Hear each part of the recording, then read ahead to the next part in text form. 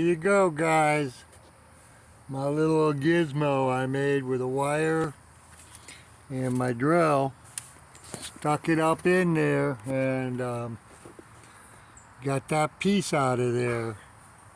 Right here, which is obviously an old poke we had used before. It got stuck up in there. And there you go.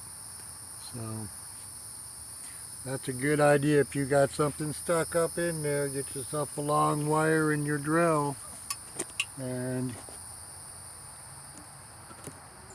stick it up in there. Go up on in there.